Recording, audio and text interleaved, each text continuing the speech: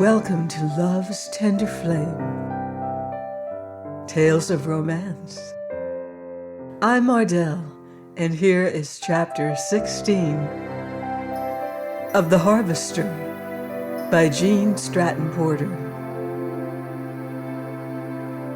Granny Moreland's Visit. The following morning, the girl was awakened by wheels on the gravel outside her window, and lifted her head to see Betsy passing with a load of lumber. Shortly afterward, the sound of hammer and saw came to her, and she knew that Singing Water Bridge was being roofed to provide shade for her. She dressed and went to the kitchen to find a dainty breakfast waiting, so she ate what she could, and then washed the dishes and swept.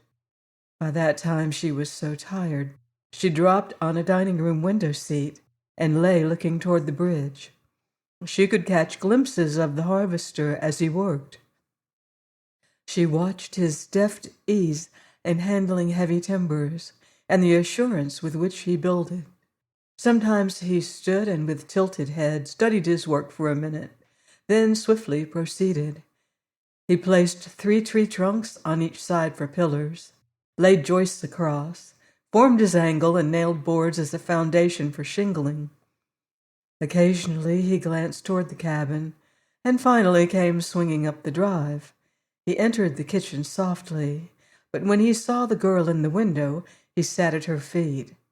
"Oh, but this is a morning, Ruth," he said. She looked at him closely. He radiated health and good cheer. His tan cheeks were flushed red with exercise, and the hair on his temples was damp. "You've been breaking the rules," he said. "It is the law that I am to do the work until you are well and strong again. Why did you tire yourself?" "I am so perfectly useless. I see so many things that I would enjoy doing. Oh, you can do everything else. Make me well. Make me strong." "How can I when you won't do as I tell you?" "I will, indeed I will." "Then no more attempts to stand over dishes and clean big floors. You mustn't overwork yourself at anything. The instant you feel in the least tired, you must lie down and rest."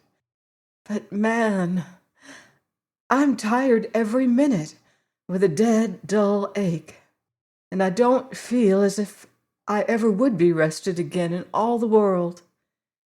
The harvester took one of her hands, felt its fevered palm, fluttering wrist pulse, and noticed that the brilliant red of her lips had extended to spots on her cheeks. He formed his resolution. "Can't work on that bridge any more until I drive in for some big nails," he said. "Do you mind being left alone for an hour?" "Not at all, if Belle will stay with me. I'll lie in the swing." "All right," answered the harvester. "I'll help you out and to get settled. Is there anything you want from town?" "No, not a thing." "Oh, but you're modest," cried the harvester. "I can sit here and name 50 things I want for you." "Oh, but you are extravagant," imitated the girl. "Please, please, man, don't. Can't you see? I have so much now. I don't know what to do with it. Sometimes I almost forget the ache just lying and looking at all the wonderful riches that have come to me so suddenly. I can't believe they won't vanish as they came. By the hour in the night I look at my lovely room, and I just fight my eyes to keep them from closing, for fear they'll open in that stifling garret to the heat of the day, and work I have not strength to do. I know yet all this will prove to be a dream, and a wilder one than yours." The face of the harvester was very anxious. "Please to remember my dream came true," he said, "and much sooner than I had the least hope that it would. I'm wide awake or I couldn't be building bridges, and if you were real, I know flesh and blood when I touch it." "If I were well, strong and attractive, I could understand," she said. "Then I could work in the house at the drawings, help with the herbs, and I'd feel as if I had some right to be here." "All that is coming," said the harvester. "Take a little more time. You can't expect to sin steadily against the laws of health for years, and recover in a day. You will be all right much sooner than you think possible." "I hope so," said the girl, "but sometimes I doubt it. How could I come here and put such a burden on a stranger I can't see? I scarcely can remember what awful stress drove me. I had no courage. I should have finished in my garret as my mother did. I must have some of my father's coward blood in me. She never would have come. I never should." "If it didn't make any real difference to you and meant all the world to me, I don't see why you shouldn't humor me. I can't begin to tell you how happy I am to have you here. I could shout and sing all day." "It requires very little to make some people happy." "You're not much, but you're going to be more soon," laughed the harvester as he gently picked up the girl and carried her to the swing, where he covered her, kissed her hot hand, and whistled for Belshazzar. He pulled the table close and set a pitcher of iced fruit on it. Then he left her, and she could hear the rattle of wheels as he crossed the bridge and drove away. "Betsy, this is mighty serious business," said the harvester. "The girl is scorching, or I don't know fever. I wonder—" "Well, one thing is sure, she's bound to be better off in pure, cool air, and with everything I can do to be kind, than in Henry Jameson's attic with everything he could do to be mean. Pleasant men, those Jamesons. Well, wonder if the girl's father was much like her Uncle Henry. I think not, or her refined and lovely mother never would have married him. Come to think of it, that's no law, Betsy. I've seen beautiful and delicate women fall under some mysterious spell and yoke their lives with rank degenerates. Whatever he was, they have paid the price. Maybe the wife deserved it and bore it in silence because she knew she did, but it's bitter hard on Ruth. Girls should be taught to think at least one generation ahead when they marry. I wonder what Doc will say, Betsy. He will have to come and see for himself. I don't know how she will feel about that. I had hoped I could pull her through with care, food, and tonics, but I don't dare go any farther alone. Betsy, that's a thin, hot little hand to hold a man's only chance for happiness." "Well, bridegroom, I've been counting the days," said Doc Carey. "The missus and I made it up this morning that we had waited as long as we would. We're coming tonight, David." "It's all right, Doc," said the harvester. "Don't you dare think anything is wrong or that I am not the proudest, happiest man in the world because I appear anxious. I am not trying to conceal it from you. You know, we both agreed at first that Ruth should be in the hospital, Doc. Well, she should. She is what would be a lovely woman if she were not full of the poison of wrong food and air, overwork, and social conditions that have warped her. She's all I dreamed of and more, but I've come for you. She's too sick for me. I hoped she would begin to gain strength at once on changed conditions. As yet, I can't see any difference. She needs a doctor, but I hate for her to know it. Could you come out this afternoon and pretend as if it were a visit? Bring Mrs. Carey and watch the girl. If you need an examination, I think she will obey me. If you can avoid it, fix what she should have and send it back to me by a messenger. I don't like to leave her when she is so ill." "I'll come at once, David." "Then she will know that I came for you, and that will frighten her. You can do more good to wait until afternoon and pretend you are making a social call. I must go now. I'd have brought her in, but I have no proper conveyance yet. I've promised something soon. Perhaps it's ready now. Goodbye. Now be sure to come." The harvester drove to a livery barn and examined a little horse, a shining black creature that seemed gentle and spirited. He thought favorably of it. A few days before, he had selected a smart carriage, and with this outfit tied behind the wagon, he returned to Medicine Woods. He left the horse at the bridge, stabled Betsy, and then returned for the new conveyance, driving it to the hitching post. At the sound of unexpected wheels, the girl lifted her head and stared at the turnout. "Come on," cried the harvester, opening the screen. "We are going to the woods to initiate your carriage." She went with little cries of surprised wonder. "This is how you travel to Onabasha to do your shopping. to call on Mrs. Carey and the friends you will make, and visit the library. When I've tried out Mr. Horse enough to prove him reliable as guaranteed, he is yours, for your purposes only, and when you grow wonderfully well and strong, we'll sell him and buy you a real live horse and a stanhope such as city ladies have. And there must be a saddle so that you can ride." "Oh, I'd love that," cried the girl. "I always wanted to ride. Where are we going?" "To show you Medicine Woods," said the harvester. "I've been waiting for this. You see, there are several hundred acres of trees, thickets, shrubs, and herb beds up there.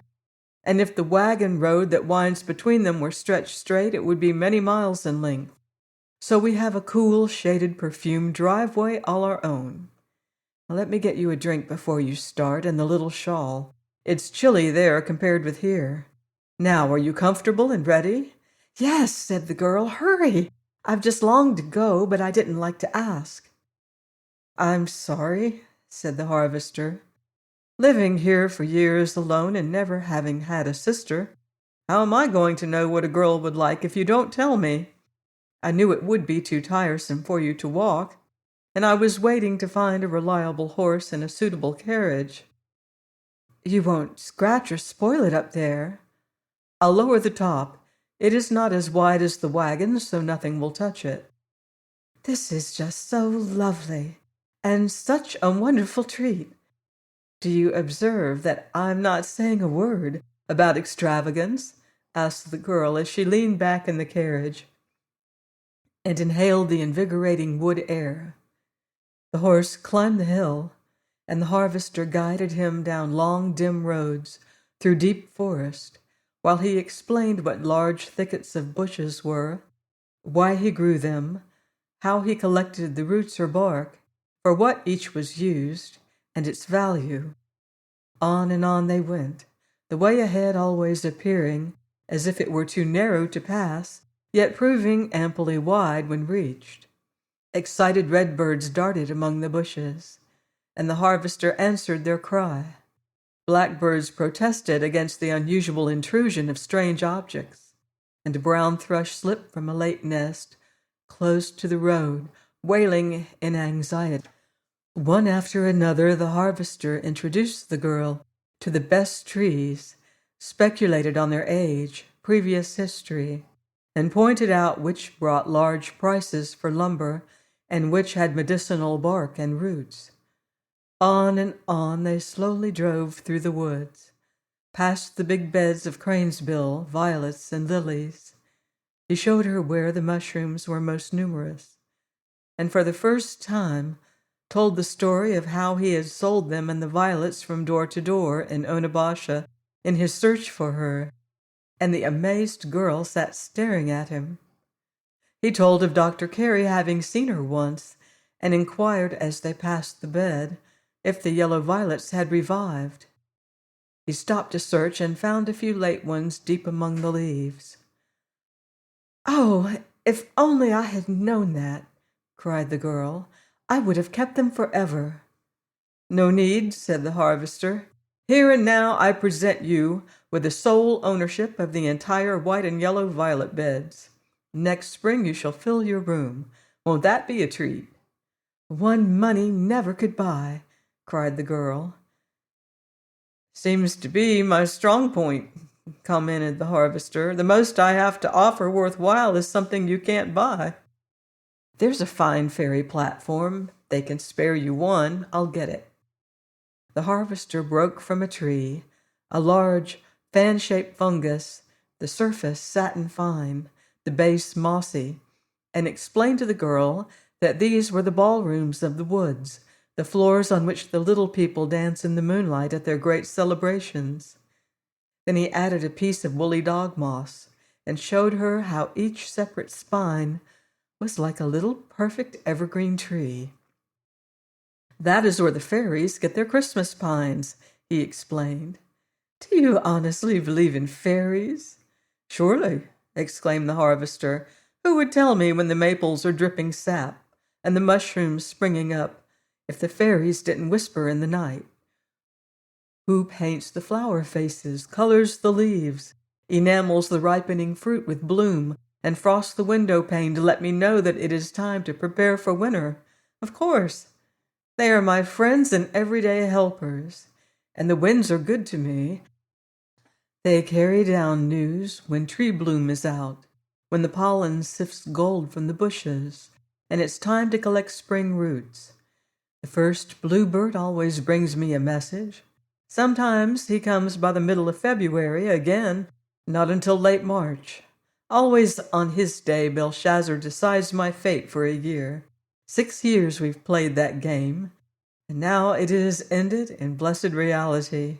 In the woods and at my work I remain until I die, with a few outside tries at medicine making. I am putting up some compounds in which I really have faith. Of course, they have got to await their time to be tested, but I believe in them. I have grown stuff so carefully, gathered it according to rules, washed it decently, and dried and mixed it with such scrupulous care. Night after night I've sat over the books until midnight, and later, studying combinations, and day after day I've stood in the laboratory testing and trying, and 2 or 3 will prove effective, or I've a disappointment coming. You haven't wasted time. I'd much rather take medicines you make than any of the pharmacies. Several times I thought I'd ask you if you wouldn't give me some of yours. The prescription Dr. Carey sent does no good.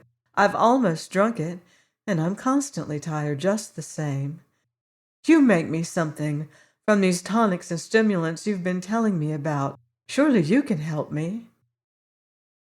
I've got one combination that's going to save life in my expectations, but Ruth, it has never been tried, and I couldn't experiment on the very light of my eyes with it. If I should give you something and you'd grow worse as a result, I'm a strong man, my girl, but I couldn't endure that. I'd never dare. But, dear, I am expecting Carey and his wife out any time. Probably they will come today. It's so beautiful. And when they do, for my sake, won't you talk with him? Tell him exactly what made you ill, and take what he gives you. He's a great man. He was recently president of the National Association of Surgeons. Long ago he abandoned general practice, but he will prescribe for you. All his art is at your command. It's quite an honor, Ruth. He performs all kinds of miracles and saves life every day. He has not seen you, and what he gave me was only a guess. He may not think it is the right thing at all after he meets you. Then I am really ill? No, you only have the germs of illness in your blood, and if you will help me, that much we can eliminate them, and then it is you for housekeeper, with first assistant in me, the drawing tools, the paint box, and all the woods for subjects. So, as I was going to tell you, Belshazzar and I have played our game for the last time. That decision was ultimate. Here I will work, live, and die. Here, please God, strong and happy, you shall live with me. Ruth, you've got to recover quickly. You will consult the doctor? Yes, and I wish you would hurry, said the girl. He can't make me new too soon to suit me. If I had a strong body, oh man, I just feel as if you could find a soul somewhere in it that would respond to all these wonders you have brought me among. Oh, make me well, and I'll try as woman never did before to bring you happiness to pay for it. Careful now, warned the harvester. There is no need to talk of obligations between you and me. Your presence here and your growing trust in me are all I ask at the hands of fate at present. Long ago I learned to labor and to wait. By the way, here is my most difficult labor and my longest wait. This is the precious ginseng bed. How pretty, exclaimed the girl. Covering acres of wood floor, among the big trees, stretched the lacy green carpet. On slender upright stalks waved 3 large leaves, each made up of 5-stemmed ovate little leaves around the base, sharply pointed at the tip. A cluster from 10 to 20 small green berries that would turn red later arose above. The harvester lifted a plant to show the girl that the Chinese name, Jinchan, meaning man-like, originated because the divided root resembled legs. Anyway, through the woods stretched the big bed, the growth waving lightly in the wind, the peculiar odor filling the air.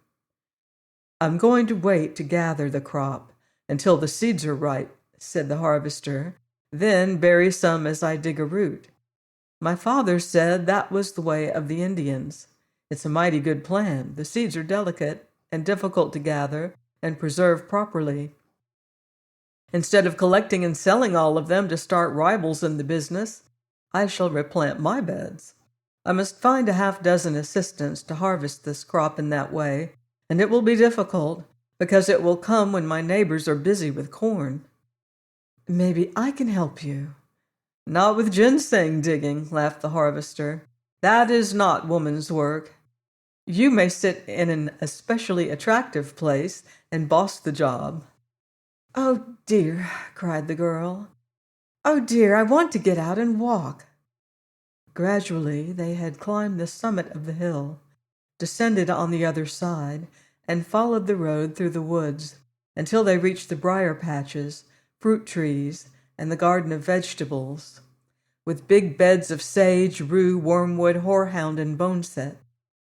From there to the lake sloped the sunny fields of mullein and catnip, and the earth was molten gold with dandelion creeping everywhere. "Too hot today," cautioned the harvester. "Too rough walking.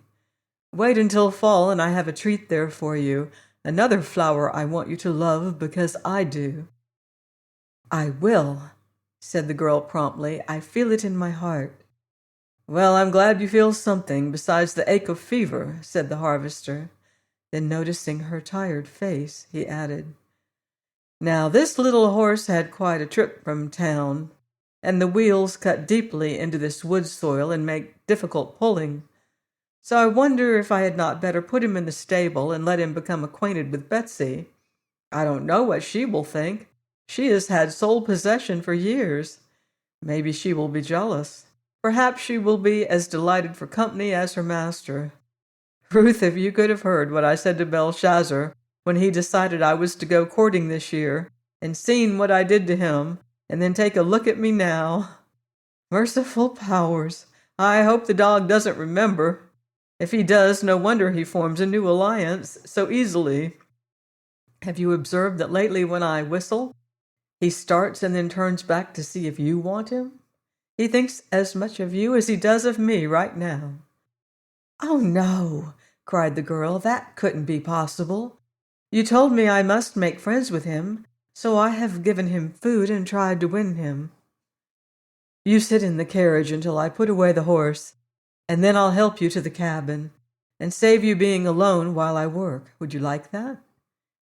"Yes." She leaned her head against the carriage top the harvester had raised to screen her, and watched him stable the horse. Evidently he was very fond of animals, for he talked as if it were a child he was undressing, and kept giving it extra strokes and pats as he led it away. Ajax disliked the newcomer instantly, noticed the carriage and the woman's dress, and screamed his ugliest. The girl smiled. As the harvester appeared, she inquired, "Is Ajax now sending a wireless to Ceylon asking for a mate?" The harvester looked at her quizzically and saw a gleam of mischief in the usually dull dark eyes that delighted him. "That is the customary supposition when he finds voice," he said. "But since this has become your home, you are bound to learn some of my secrets. One of them is I try to guard the fact that Ajax has a temper. No, my dear, he is not always sending a wireless, I am sorry to say. I wish he was. As a matter of fact, he's venting his displeasure at any difference in our conditions. He hates change. He learned that from me. I will enjoy seeing him come for favor a year from now, as I learned to come for it even when I didn't get much, and the road lay west of Onabasha. Ajax, stop that. There's no use to object. You know you think that horse is nice company for you, and that two can feed you more than one. Don't be a hypocrite. Cease crying things you don't mean and learn to love the people I do. Come on, old boy."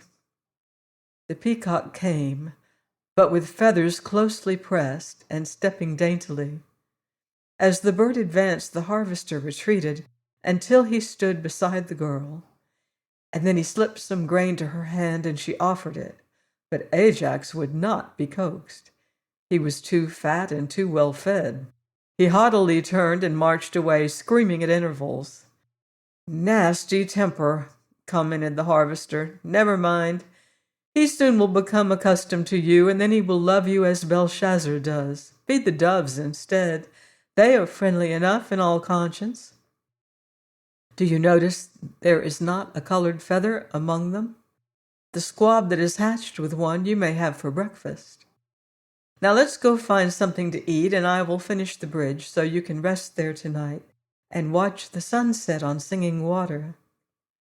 So they went into the cabin and prepared food, and then the harvester told the girl to make herself so pretty that she would be a picture and come and talk to him while he finished the roof.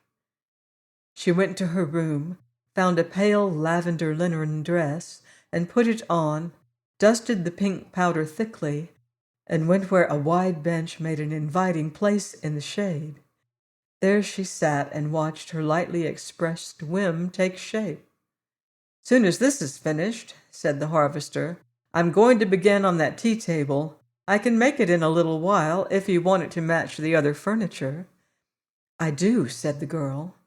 "Wonder if you could draw a plan showing how it should appear. I'm a little shy on tea tables." "I think I can." The harvester brought paper, pencil, and a shingle for a drawing pad. "Now, remember one thing," he said, "if you are in earnest about using those old blue dishes, this has got to be a big, healthy table. A little one will appear top-heavy with them. It would be a good idea to set out what you want to use, arranged as you would like them, and let me take the top measurement that way." "All right. I'll only indicate how its legs should be, and we will find the size later. I could almost weep because that wonderful set is broken. If I had all of it, I'd be so proud."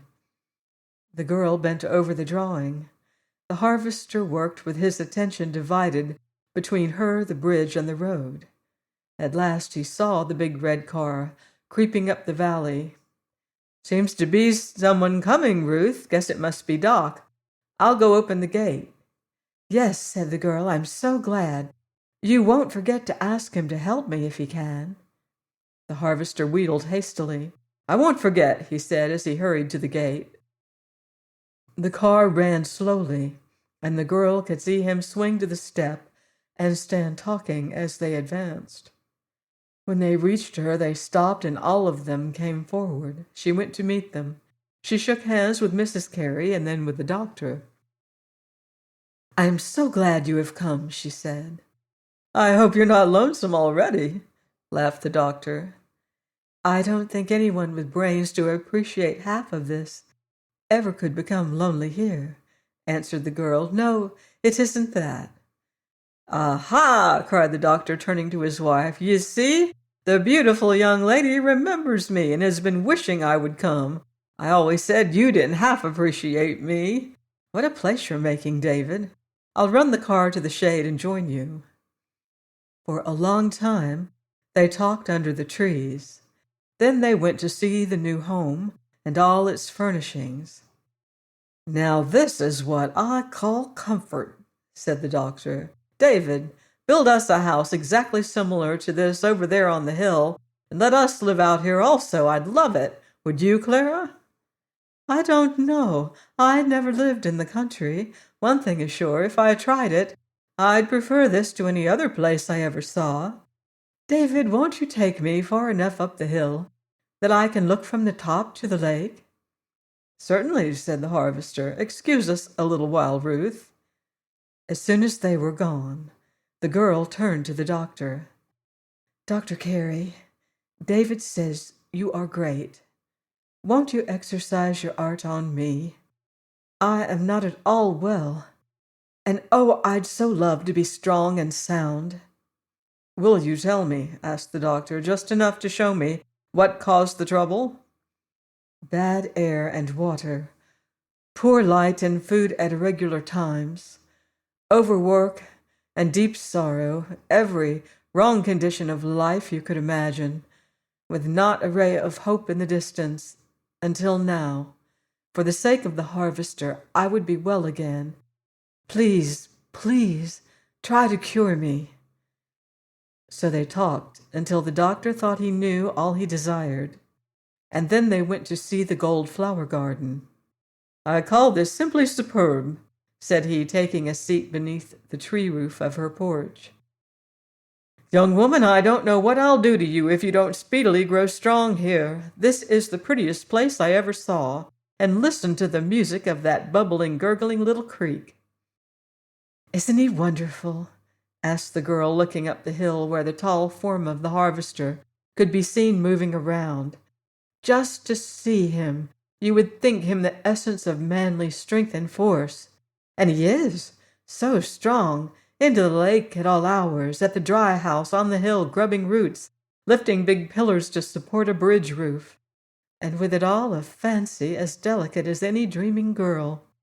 Doctor, the fairies paint the flowers, color the fruit, and frost the windows for him, and the winds carry pollen to tell him when his growing things are ready for the dry house.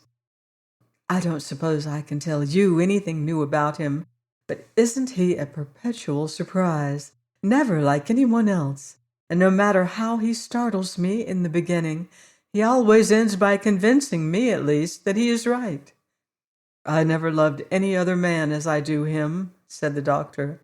"I ushered him into the world when I was a young man just beginning to practice, and I've known him ever since. I know few men so scrupulously clean. Try to get well and make him happy, Mrs. Langston. He so deserves it." "You may be sure I will," answered the girl.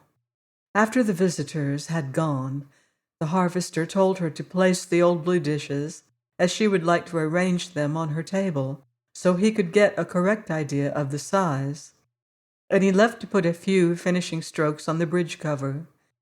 She went into the dining room and opened the china closet. She knew from her peep in the workroom that there would be more pieces than she had seen before, but she did not think or hope that a full half-dozen tea set and plates, bowl, platter, and pitcher would be waiting for her. "Why, Ruth, what made you tire yourself to come down? I intended to return in a few minutes." "Oh, man!" cried the laughing girl as she clung pantingly to a bridge pillar for support. "I just had to come and tell you. There are fairies, really, truly ones. They've found the remainder of the willow dishes for me, and now there are so many, it isn't going to be a table at all. It must be a little cupboard especially for them, in that space between the mantel and the bookcase. There should be a shining brass tea canister and a wafer box like the arts people make, and I'll pour tea and tend the chafing dish, and you can toast the bread with a long fork over the coals, and we will have suppers on the living room table, and it will be such fun." "Be seated," cried the harvester. "Ruth, that's the longest speech I ever heard you make, and it sounded, praise the Lord, like a girl. Did Doc say he would fix something for you?" "Oh, yes, such a lot of things. I'm going to shut my eyes and open my mouth and swallow all of them. I'm going to be born again and forget all I ever knew before I came here, and soon I will be tagging you everywhere, begging you to suggest designs for my pencil, and I'll simply force life to come right for you." The harvester smiled. "Sounds good," he said, "but Ruth, I'm a little dubious about force work. Life won't come right for me unless you learn to love me. And love is a stubborn, contrary bulldog element of our nature that won't be driven an inch. It wanders as the wind and strikes us as it will. You'll arrive at what I hope for much sooner if you forget it and amuse yourself and be as happy as you can. Then, perhaps, all unknown to you, a little spark of tenderness for me will lighten your breast. And if it ever does, we will buy a fanning mill and put it in operation and will raise a flame or know why. And there won't be any force in that. What you can't compel is the start. It's all right to push any growth after you have something to work on. That reminds me, said the girl, there's a question I want to ask you. Go ahead, said the harvester, glancing at her as he hewed a joist.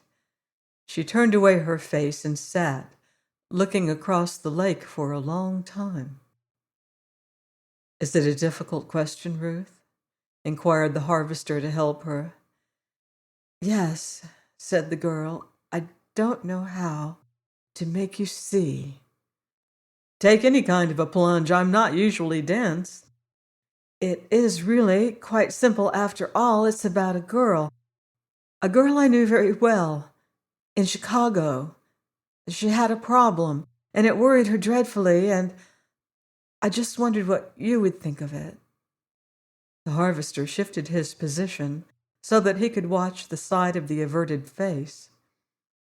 You'll have to tell me before I can tell you, he suggested.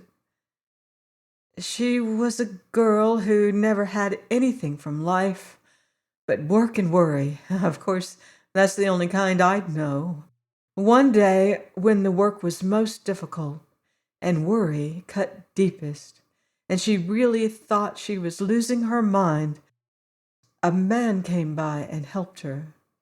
He lifted her out and rescued all that was possible for a man to save to her in honor, and went his way. There wasn't anything more. Probably there never would be. His heart was great, and he stooped and pitied her gently and passed on. After a time, another man came by, a good and noble man, and he offered her love so wonderful she hadn't brains to comprehend how or why it was. The girl's voice trailed off, as if she were too weary to speak further, while she leaned her head against a pillar and gazed with dull eyes across the lake. And your question? Suggested the harvester at last. She roused herself. Oh, the question. Why this?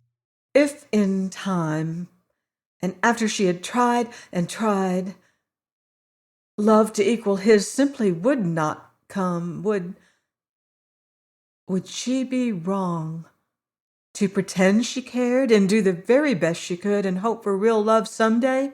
Oh, David, would she? The harvester's face was whiter than the girl's. He pounded the chisel into the joist savagely. Would she, David? Let me understand you clearly, said the man in a dry, breathless voice. Did she love this first man to whom she came under obligations? The girl sat gazing across the lake, and the tortured harvester stared at her. I don't know, she said at last. I don't know whether she knew what love was or ever could. She never before had known a man. Her heart was as undeveloped and starved as her body. I don't think she realized love, but there was a something. Every time she would feel most grateful and long for the love that was offered her, that something would awake and hurt her almost beyond endurance. Yet she knew he never would come. She knew he did not care for her. I don't know that she felt she wanted him, but she was under such obligations to him that it seemed as if she must wait to see if he might not possibly come, and if he did, she should be free. If he came, she preferred him. There was a debt she had to pay if he asked her. I don't know whether she preferred him. I do know she had no idea that he would come, but the possibility was always before her. If he didn't come in time, would she be wrong in giving all she had to the man who loved her? The harvester's laugh was short and sharp. She had nothing to give, Ruth. Talk about wormwood, colocynth poles, and hemlock. What sort of husk would that be to offer a man who gave honest love? Lie to him? Pretend feelings she didn't experience? Endure him for the sake of what he offered her? Well, I don't know how calmly any other man would take that proceeding, Ruth, but tell your friend for me that if I offered a woman the deep, lasting, and only loving passion of my heart, and she gave back a lie and indifferent lips, I'd drop her into the deepest hole of my lake and take my punishment cheerfully. But if it would make him happy, he deserves every happiness, and he need never know. The harvester's laugh raised to an angry roar. You simpleton, he cried roughly, do you know so little of human passion in the heart that you think love can be a successful assumption? Good Lord, Ruth, do you think a man is made of wood or stone that a woman's lips in her first kiss wouldn't tell him the truth? Why, girl, you might as well try to spread your tired arms and fly across the lake as to attempt to pretend a love you do not feel. You never could. I said a girl I knew. A girl you knew, then. Any woman. The idea is monstrous. Tell her so and forget it. You almost scared the life out of me for a minute, Ruth. I thought it was going to be you. But I remember your debt is to be paid with the first money you earn. And you cannot have the slightest idea what love is if you honestly ask if it can be simulated. No, ma'am, it can't. Not possibly. Not ever. And when the day comes that its fires light your heart, you will come to me and tell a flood of delight that is tingling from the soles of your feet through every nerve and fiber of your body, and you will laugh with me at the time when you asked if it could be imitated successfully. No, ma'am. Now let me help you to the cabin, serve a good supper, and see you eat like a farmer. All evening, the harvester was so gay he kept the girl laughing, and at last she asked him the cause.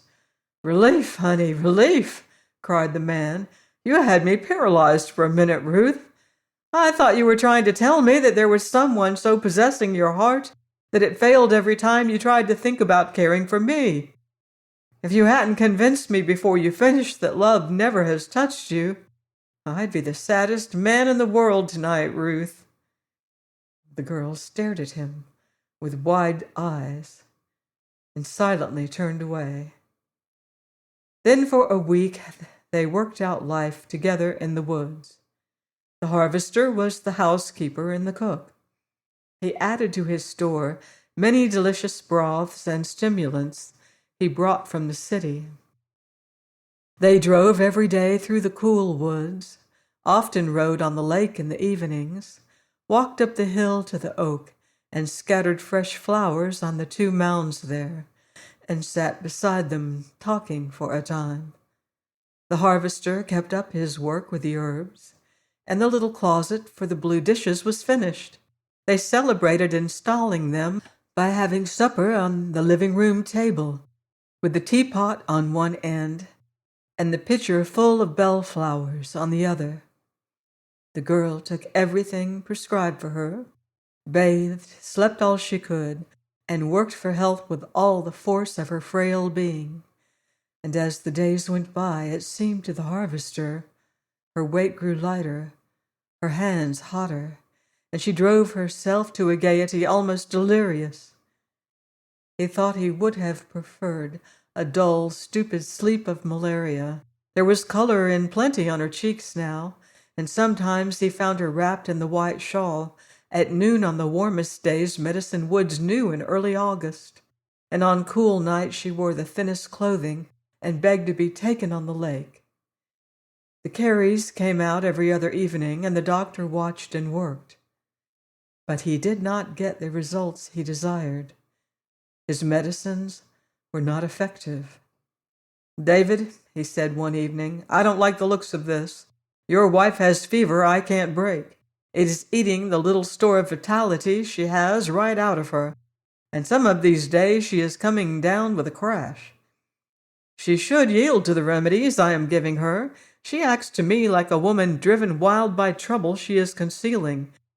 Do you know anything that worries her? No, said the harvester, but I'll try to find out if it will help you in your work. After they were gone, he left the girl lying in the swing guarded by the dog, and went across the marsh on the excuse that he was going to a bed of the thorn apple at the foot of the hill. There he sat on a log and tried to think. With the mists of night rising around him, ghosts arose he fain would have escaped. "What will you give me in cold cash to tell you who she is and who her people are?" Times untold in the past 2 weeks he had smothered, swallowed, and choked it down. That question she had wanted to ask. Was it for a girl she had known, or was it for herself? Days of thought had deepened the first slight impression he so bravely had put aside, not into certainty, but a great fear that she had meant herself. If she did, what was he to do? Who was the man? There was a debt she had to pay if he asked it. What debt could a woman pay a man that did not involve money? Crouched on a log, he suffered and twisted in agonizing thought. At last he arose and returned to the cabin. He carried a few frosty blue-green leaves of velvet softness and unusual cutting, prickly thorn apples full of seeds, and some of the smoother, more yellowish-green leaves of the Jimson weed, to give excuse for his absence. "Don't touch them," he warned as he came to her. "They are poison and have disagreeable odor, but we are importing them for medicinal purposes. On the far side of the marsh where the ground rises, there is a waste place just suited to them, and so long as they will seed and flourish with no care at all, I might as well have the price as the foreign people who raise them. They don't bring enough to make them worth cultivating, but when they grow alone and with no care, I can make money on the time required to clip the leaves and dry the seeds. I must go wash before I come close to you." The next day he had business in the city, and again she lay in the swing and talked to the dog while the harvester was gone. She was startled as Belshazzar arose with a gruff bark. She looked down the driveway, but no one was coming. Then she followed the dog's eyes and saw a queer little old woman coming up the bank of Singing Water from the north. She remembered what the harvester had said, and rising, she opened the screen and went down the path. As the girl advanced, she noticed the scrupulous cleanliness of the calico dress and gingham apron, and the snowy hair framing a bronzed face with dancing dark eyes. "Are you David's new wife?" asked Granny Moreland with laughing inflection. "Yes," said the girl. "Come in. He told me to expect you. I'm so sorry he's away, but we can get acquainted without him. Let me help you."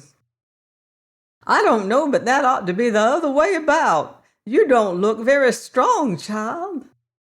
"I'm not well," said the girl, "but it's lovely here, and the air is so fine I'm going to be better soon. Take this chair until you rest a little, and then you shall see our pretty home and all the furniture and my dresses."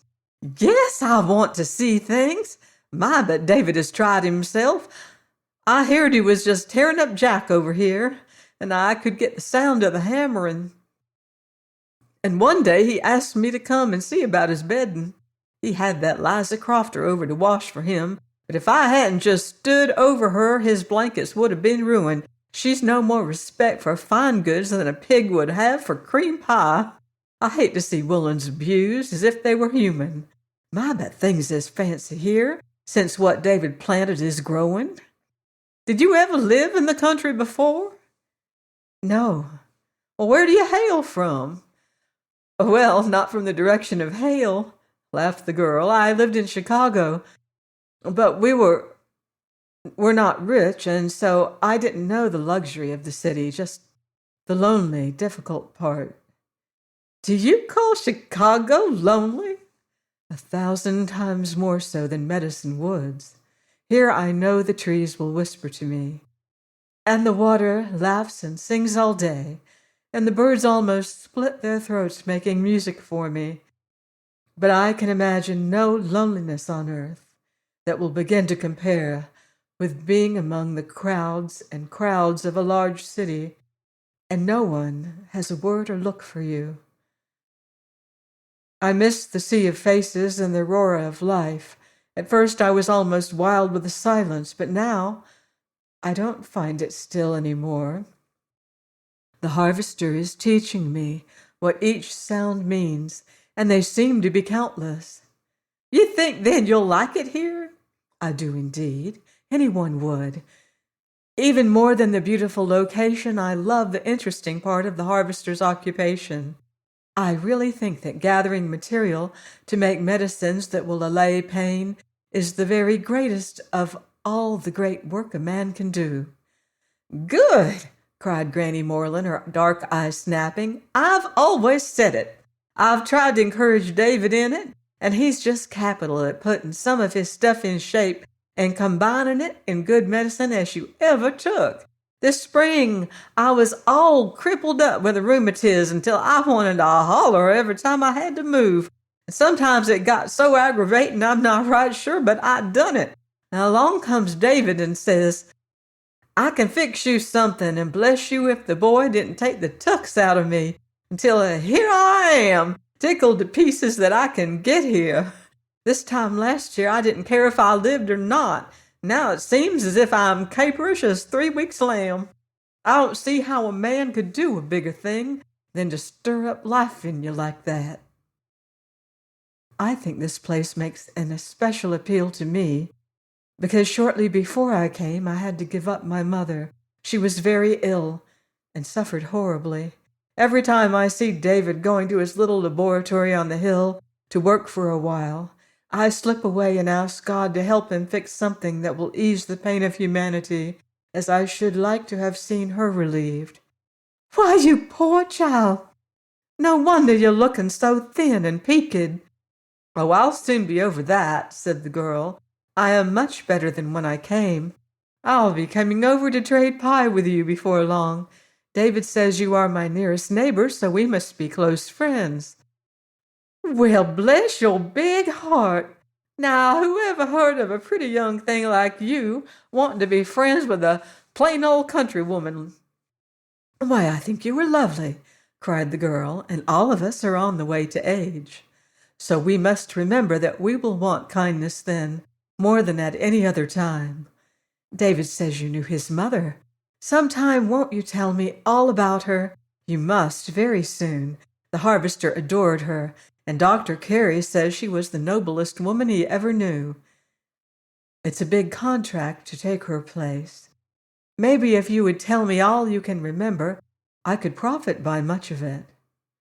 Granny Moreland watched the girl keenly. Well, she wasn't no ordinary woman, that's sure, she commented.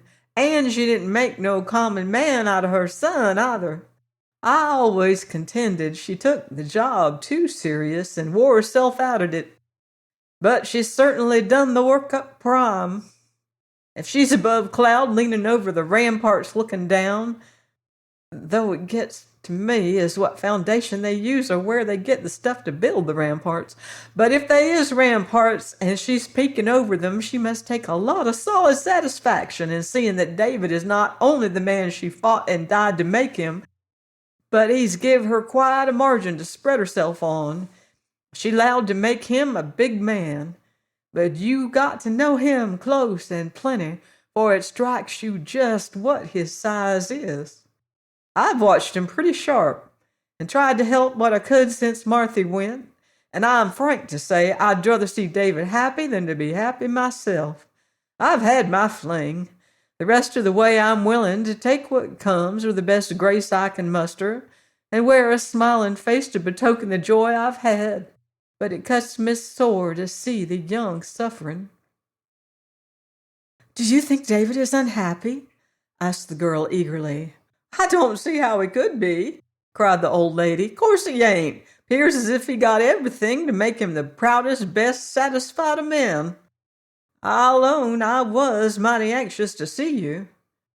I know the kind of woman it would take to make David miserable, and it seems sometimes as if men, that is, good men, are plumb stone blind when it comes to picking a woman. They just hitch up with everlasting misery easy as dew rolling off a cabbage leaf. It's such a blessed sight to see you, and hear your voice, and know you're the woman anybody can see you be. Why, I'm so happy when I sit here and contemplate you, I want to cackle like a pullet announcing her first egg. Ain't this porch the prettiest place? Come, see everything, invited the girl, rising. Granny Moreland followed with alacrity. Bare floors, she cried. Now, wouldn't that best you? I saw they was finished capital when I was over, but I 'lowed they'd be covered afore you come. Don't you like nice flowery bristles carpets, honey? No, I don't, said the girl. You see, when rugs are dusty, they can be rolled, carried outside, and cleaned. The walls can be wiped, the floors polished. That way a house is always fresh. I can keep this shining, germ-proof, and truly clean, with half the work, and none of the danger of heavy carpets and curtains. I don't doubt but them is true words, said Granny Moreland earnestly. Work must be easier and sooner done than it was in my day, or people just couldn't have the houses the size of this or the time to gad that women have now. From the looks of the streets of Onabasha, you wouldn't think a woman had had a baby to tend, a dinner pot a boiling, or a baking of bread since the flood. And the country's just as bad as the city. We're a-aping them to beat the monkeys at a show. I hardly got a neighbor that ain't got figured bristles carpet, a furnace, a windmill, a piano, and her own horse and buggy. Several's got automobiles, and the young folks are visiting round or riding the trolleys, going to college, and copying city ways. Amos Peters next to us goes bareheaded in the hayfield, and wears gloves to pitch and plow in. I tell him he reminds me of these city women that only wears the lower half of a waist and no sleeves, and a yard of fine goods mopping the floors. But if that don't beat the nation, ain't them Martha's old blue dishes? Let me show you. The girl opened the little cupboard and exhibited the willow ware. The eyes of the old woman began to sparkle. Foundation or no foundation, I do hope them ramparts is a go, she cried. If Martha Langston is squinting over them, and she sees her old Chiny putting a fine covering and her little shawl round as pretty a girl as ever stepped, and knows her boy is getting what he deserves, good Lord, she'll be like to oust the Almighty and sit on the throne herself. About everything in life was a disappointment to her, except David. Now if she could see this, won't I rub it into the neighbors and my boys' wives? I don't understand, said the bewildered girl. Course you don't, honey, explained the visitor. Oh, it's like this. Now, I don't know anybody, man or woman in these parts, that ain't rampaging for change. There ain't one of them that would live in a log cabin, though there's not a house in 20 miles of here that fits its surroundings and looks so homelike as this. They run up big, fancy brick and frame things, all turns and gables, gay as frosted picnic pie, and work and slave to get these very carpets you say ain't healthy, and the chairs you say wouldn't give house room, and they use their grandmother's china for bacon scraps and grease dishes, and hide it if there's visitors. All of 'em straining after something they can't afford, and that ain't healthy when they get it, because somebody else is doing the same thing. Mary Peters says she's afeard of her life in their new steam wagon, and she says Andy gets so nervous running it, he just keeps on a-jerking and a-driving all night. She thinks he'll soon go to smash himself if the machine doesn't beat him. But they're keeping it up because Grayston's is, and it goes all over the county. Now, I call it a slap right in the face to have a Chicago woman come to the country to live and enjoy a log cabin, bare floors, and her man's grandmother's dishes. If there ain't Marthy's old blue coverlid also, carefully spread on a splinter new sofa. Landy, I can't wait to get my son John's. He's got a woman that would take 2 coppers off the collection plate while she was pretending to put on 1 if she could, and then spend 'em for a brass pin or a string of glass beads. Won't her eyes bung when I tell her about this? She wanted my Peter Hartman cover for her ironing board. Show me the rest. This is the dining room, said the girl leading the way. Granny Moreland stepped in and sent her keen eyes ranging over the floor, walls, and furnishings. She sank on a chair and said with a chuckle, "Now, you go on and tell me all about it, honey. Just what things are and why you fixed 'em and how they're used." The girl did her best, and the old woman nodded in delighted approval. "It's the purtiest thing I ever saw," she announced. "A minute ago I'd have said them blue walls back there just like October skies in Indian summer, and the brown rugs like leaves in the woods couldn't be beat. But this green and yaller is purtier yet. That blue room will keep the best-looking part of fall on all winter. With a roaring wood fire, it'll be capital and no mistake. But this here's spring, just spring eternal, and that's best of all. Looks like it was about time the leaves was busting and things pushing up. It wouldn't surprise me a mite to see a flock of swallers come sailing right through these winders. And here's a place big enough to lay down and rest a spell, right handy to the kitchen, where a body gets tiredest without running half a mile to find a bed. And in the morning you can look down to the still waters, and in the afternoon when the sun gets round here, you can pull that blind and lift your eyes to the hills like David of the Bible says. My, didn't he say the prettiest things? I never read nothing could touch him." "Have you seen the Psalms arranged in verse as we would write it now?" "You don't mean to tell me David's been put into real poetry?" "Yes, some Bibles have all the poetical books in our forms of verse." "Well, sometimes I get kind of knocked out. As a rule, I hold the old ways. I think they're the healthiest and the most favorable to the soul, but they's some changes come along that's got such hard common sense to recommend 'em that I wonder the past generations didn't see sooner. Now take this. An hour ago I'd have told you I'd read my father's Bible to the end of my days, but if they's a new one that's got David, Solomon, and Job in natural form, I'll have one and I'll get a joy I never expected out of life. I ain't got so much poetry in me, but it always riled me to read 7. The law of the Lord is perfect, comfort in the soul. 8. The statutes of the Lord are right. 9. The fear of the Lord is clean, and so it goes on. About as much figures as they is poetry. Always did worry me. So if they make Bibles according to common sense, well, I'll have one tomorrow if I have to walk to Onabasha to get it. Laws and me, if you ain't gathered up Marty's old pink set, and give it a show, too. Did you do that to please David, or do you honestly think them is nice dishes?" "I think they're beautiful," laughed the girl, sinking to a chair. "I don't know that it did please him. He had been studying the subject, but something saved him from buying anything until I came. I'd have felt dreadfully if he had gotten what he wanted." "And what did he want, honey?" asked the old lady in an awestruck whisper. "Eggshell china and cut glass." "And you wouldn't let him? Woman, what do you want?" "A set of tulip yellow dishes with little Dutch figures on them. They're so quaint, and they would harmonize perfectly with this room."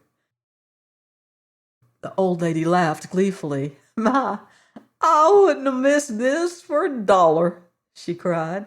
"It just does my soul good. More'n that, if you really like Marthy's dishes and are going to take care of them and use them right, I'll give you mine, too. I ain't never had a girl. I always hoped she'd have had some judgment of her own and not been eternally aping if I had. But the Lord may have saved me many a disappointment by sending all mine boys. Not that I'm laying the babies on the Lord and all. I just got in the habit of saying that 'cause everybody else does. But all mine I had a pretty good idea how I got them. If a girl of mine wouldn't have had more sense raised right with me, I'd have been pretty bad cut up over it. Of course, I can't be held responsible for the girls my boys married, but t'other day, Emmeline, that's John's wife, John is the youngest, and I sort of cling to him. Emmeline, she says to me, 'Mother, can I have this old pink and green teapot?'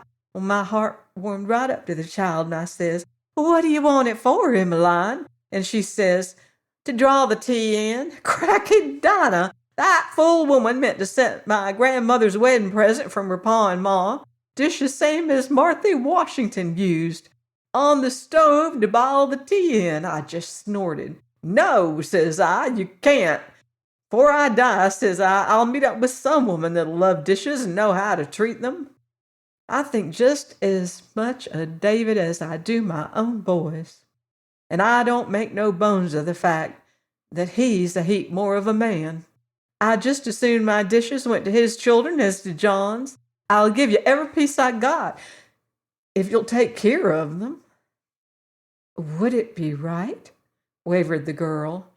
"Right? Well, I'm just telling you, the fool women would bile tea in 'em, make grease sasters out of 'em, use 'em to dish up the bacon on. Wouldn't you a heap rather see them go in a cupboard like David's ma's in, where they'd be taken care of if they was yours? I guess you would." "Well, if you really feel that way, and really want us to have them, I know David will build another little cupboard on the other side of the fireplace to put yours in, and I can't tell you how I'd love and care for them." "I'll just do it," said Granny Moreland. "I got about as many blue ones as Marthy had, and mine are prettier than hers, and my luster's brighter, for I didn't use it so much. Is this the kitchen? Well, if I ever saw such a cool, white place to cook in before. Ain't David the beatin'est hand to think up things? He got the start of that, taking care of his ma all his life. He sort of learned what a woman uses and how it's handiest. Not that other men don't know, it's just they're too mortal selfish and careless to fix things. Well, this is great. Now when you bile cabbage in the wash, always open your winders wide, let the steam out so it won't spoil your walls." "I'll be very careful," promised the girl. "Now come see my bathroom, closet, and bedroom." "Well, as I live, ain't this fine? I'll bet a purty if I'd a had a room and a trough like this to soak in when I was wore to a frazzle, I wouldn't have got all twisted up with the rheumatiz like I am. It just looks restful to see. I never washed in a place like this in all my days. Must feel grand to be wet all over at once. Now everybody ought to have such a room and use it at all hours like David does the lake. Did you ever see his beat to go swimming? He's always in splashing, been at it all his life. I used to be scared when he was a little tyke. He soaked so much, 'peared like he'd wash all the substance out of him, but it only made him strong. Has he ever been ill?" "None that I know of, and I reckon I'd have knowed it if he had." "Well, what a clothes press! I never saw so many dresses at once. Ain't they purty? Oh, I wished I was young and could have one like that yaller. And I'd like to have one like your lavender right now. My, you are lucky to have so many nice clothes. It's a good thing most girls haven't got them. They'd stand primping all day trying to decide which one to put on. I don't see how you tell yourself." "I wear the one that best hides how pale I am," answered the girl. "I use the colors now. When I grow plump and rosy, I'll wear the white." Granny Moreland dropped on the couch and assured herself that it was Martha's pink Peter Hartman. Then she examined the sunshine room. "Well, I got to go back to the start," she said at last. "This beats the dining room. This is the purtiest thing I ever saw. Oh, I do hope they ain't so run to white in heaven as some folks seem to think. Used to be scandalized if a body took anything but a white flower to a funeral. Now they tell me that when Judge Stilton's youngest girl came from New York to her pa's burying, she fetched about a wash-tub of blood-red roses, put them all over him, too. Said he'd loved red roses living, and so he was going to have 'em when he passed over. Now, if they are letting up a little on white on earth, maybe some of the stylish ones will carry the fashion over yonder. If heaven's like this, I won't spend none of my time fretting about the foundations. I'll just forget there is any, even if we do always have to be so particular to get 'em solid on earth. Talk of gold harps, can't you almost hear 'em? And listen to the birds and that water. Say, You won't get lonesome here, will you?" "Indeed, no," answered the girl.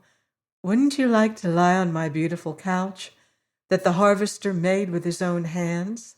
And I'll spread Mother Langston's coverlet over you and let you look at all my pretty things while I slip away a few minutes to do something I'd like to do." "I'd love to," said the old woman. "I never had a chance at such fine things. David told me he was making your room all himself, and that he was going to fill it chuck full of everything a girl ever used. And I see he done it right and proper. Away last March he told me he was building for you, and I hankered so to have a woman here again, even though I never s'posed she'd be sociable like you, that I egged him on just all I could. I never would have supposed the boy could marry like this, all by himself." The girl went to the ice chest to bring some of the fruit juice, chilled berries, and to the pantry for bread and wafers, to make a dainty little lunch that she placed on the veranda table. And then she and Granny Moreland talked until the visitor said that she must go. The girl went with her to the little bridge crossing Singing Water on the north. There the old lady took her hand. "Honey," she said, "I'm going to tell you something. I am so happy. I can pert near fly. Last night I was coming down the pike over there, chasing home a contrary old gander of mine, and I looked over on your land, and I see David setting on a log with his head between his hands, a-looking like grim death if ever I see it. My heart plumb stopped. Says I, 'Oh, she's a failure. She's a bust in the boy's heart. I'll go straight over and tell her so.' I didn't dare bespeak him, but I was on nettles all night. I just laid a-studying, and I says, 'Oh, come morning I'll go straight and give her a curry combing that'll do her good.' And I started a-feeling pretty grim, and here you came to meet me and wiped it all out of my heart in a flash. It did look like the boy was grieving, but I know now he was just thinking up what to put together to take the ache out of some poor old carcass like mine. It never could have been about you. Like a half-blind old fool, I thought the boy was suffering. Here he was only studying. Like as not he was thinking what to do next to show you how he loves you. What old silly I was. I'll sleep like a log tonight to pay up for it. Goodbye, honey. You better go back and lay down a spell. You do look mortal tired." The girl said goodbye, and staggering a few steps, sank on a log and sat, staring at the sky. Oh, he was suffering. "And about me?" she gasped. A chill began to shake her, and feverish blood raced through her veins. "He does and gives everything. I do and give nothing. Oh, why didn't I stay at Uncle Henry's until it ended? It wouldn't have been so bad as this. What will I do? Oh, what will I do? Oh, mother, mother, if I'd only had the courage you did." She arose and staggered up the hill, past the cabin and went to the oak. There she sank, shivering to earth, and laid her face among the mosses.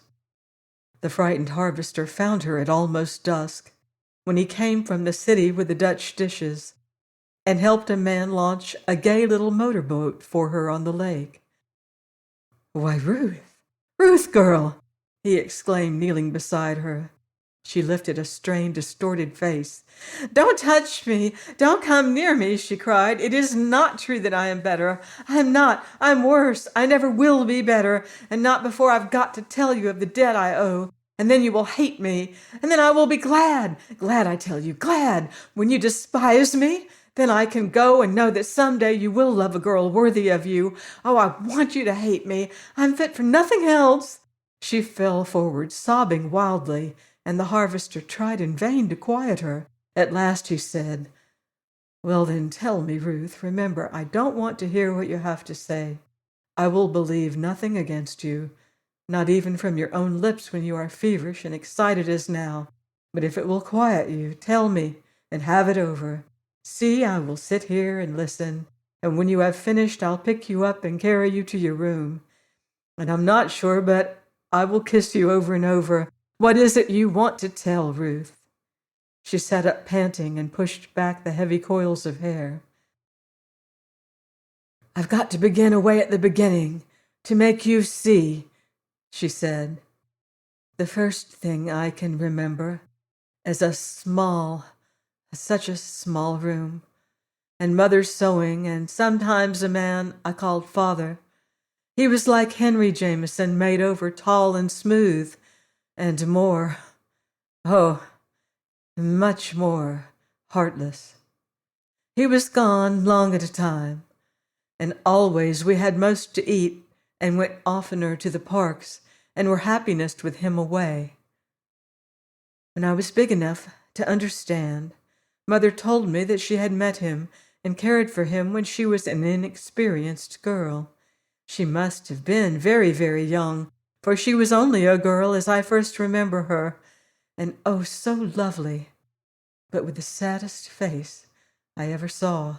She said she had a good home and every luxury, and her parents adored her, but they knew life and men, and they would not allow him in their home, and so she left it with him, and he married her and tried to force them to accept him, and they would not. At first, she bore it.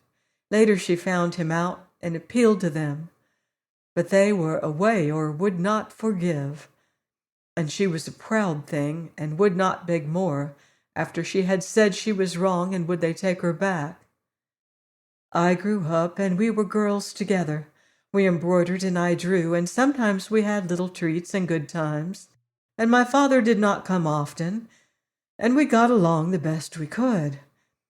Always it was worse on her, because she was not so strong as I, and her heart was secretly breaking for her mother, and she was afraid he would come back any hour. She was tortured that she could not educate me more than to put me through the high school. She wore herself out doing that, but she was wild for me to be reared and trained right. So every day she crouched over delicate laces and embroidery, and before and after school I carried it and got more, and in vacation we worked together. But living grew higher, and she became ill and could not work, and I hadn't her skill, and the drawings didn't bring us much, and I'd no tools. Ruth, for mercy's sake, let me take you in my arms. If you've got to tell this to find peace, let me hold you while you do it." "Never again," said the girl. "You won't want to in a minute. You must hear this because I can't bear it any longer, and it isn't fair to let you grieve and think me worth loving. Anyway, I couldn't earn what she did, and I was afraid, for a great city is heartless to the poor. One morning she fainted and couldn't get up. I can see the awful look in her eyes now. She knew what was coming. I didn't. I tried to be brave and to work. Oh, it's no use to go on with that. It was just worse and worse. She was lovely and delicate. She was my mother, and I adored her. Oh, man, you won't judge harshly?" "No," cried the harvester, "I won't judge at all, Ruth. I see now. Get it over if you must tell me." One day she had been dreadfully ill for a long time, and there was no food or work or money, and the last scrap was pawned, and she simply would not let me notify the charities or tell me who or where her people were. She said she had sinned against them and broken their hearts, and probably they were dead. I was desperate. I walked all day from house to house where I had delivered work, but it was no use. No one wanted anything I could do. And I went back frantic and found her gnawing her fingers and gibbering in delirium. She did not know me, and for the first time she implored me for food. Then I locked the door and went on the street, and I asked a woman. She laughed and said she'd report me and I'd be locked up for begging. Then I saw a man I passed sometimes. I thought he lived close. I went straight to him and told him my mother was very ill and asked him to help her. He told me to go to the proper authorities. I told him I didn't know who they were or where, and I had no money, and she was a woman of refinement and never would forgive me. I offered if he would come to see her, get her some beef tea and take care of her while she lived, that afterward. The girl's frail form shook in a storm of sobs. At last she lifted her eyes to the harvesters. There must be a God, and somewhere at the last extremity he must come in. The man went with me, and he was a young doctor who had an office a few blocks away, and he knew what to do. He hadn't much himself, but for several weeks he divided, and she was more comfortable and not hungry when she went. When it was over, I dressed her the best I could in my graduation dress, and folded her hands, and kissed her goodbye, and told him I was ready to fulfill my offer, and, oh, man, he said he had forgotten. God, panted the harvester. We couldn't bury her there, but I remembered my father said he had a brother in the country, and once he had been to see us when I was very little, and the doctor telegraphed him, and he answered that his wife was sick. If I was able to work, I could come, and he would bury her and give me a home. The doctor borrowed the money and bought the coffin you found her in. He couldn't do better, or he would, for he learned to love her. He paid our fares and took us to the train. Before I started, I went on my knees to him and worshipped him as the Almighty, and I am sure I told him that I always would be indebted to him, and any time he required, I would pay. The rest you know. Have you heard from him, Ruth? No. It was yourself the other day on the bridge? Yes. Did he love you? Not that I know of, no. Nobody but you would love a girl who appeared as I did then. The harvester strove to keep a set face, but his lips drew back from his teeth. Ruth, do you love him? Love, cried the girl, a pale, expressionless word. A door would come closer. I tell you, she was delirious with hunger, and he fed her. She was suffering horrors, and he eased the pain. She was lifeless, and he kept her poor tired body from the dissecting table. I would have fulfilled my offer and gone straight into the lake. But he spared me, man. He spared me. Worship is a good word. I think I worship him. I tried to tell you before you got that license I wanted you to know. I remember, said the harvester, but no man could have guessed that a girl with your face had agony like that in her heart, not even when he read deep trouble there. I should have told you then. I should have forced you to hear. I was wild with fear of Uncle Henry, and I had nowhere to go. Now you know. Go away, and the end will come soon. The harvester arose and walked a few steps toward the lake, where he paused stricken, but fighting for control. For him, the light had gone out. There was nothing beyond. The one passion of his life must live on, satisfied with a touch from lips that loved another man. Broken sobbing came to him. He did not even have time to suffer. Stumblingly, he turned, and going to the girl, he picked her up and sat on the bench, holding her closely. Stop it, Ruth, he said unsteadily. Stop this. Why should you suffer so? I simply will not have it. I will save you against yourself and the world. You shall have all happiness yet. I swear it, my girl. You're all right. He was a noble man, and he spared you because he loved you, of course. I will make you well and rosy again, and then I will go and find him and arrange everything for you. I have spared you, too, and if he doesn't want you to remain here with me, Mrs. Carey would be glad to have you until I can free you. Judges are human. It will be a simple matter. Hush, Ruth, listen to me. You shall be free. At once, if you say so. You shall have him. I will go and bring him here, and I will go away. Ruth, darling, stop crying and hear me. You will grow better now that you have told me. It is this secret that has made you feverish and kept you ill. Ruth, you shall have happiness yet, if I have to circle the globe and scale the walls of heaven to find it for you. She struggled from his arms and ran toward the lake. When the harvester caught her, she screamed wildly and struck him with her thin white hands. He lifted her and carried her to the laboratory, where he gave her a few drops from a bottle, and soon she became quiet. Then he took her to the sunshine room, laid her on the bed, locked the screens in her door, called Belshazzar to watch, and ran to the stable. A few minutes later, with distended nostrils and indignant heart, Betsy, under the flail of an unsparing lash, pounded down the hill toward Onabasha. Join me next week on Love's Tender Flame for another romantic chapter of The Harvester by Jean Stratton Porter. Until then, love deeply and live beautifully.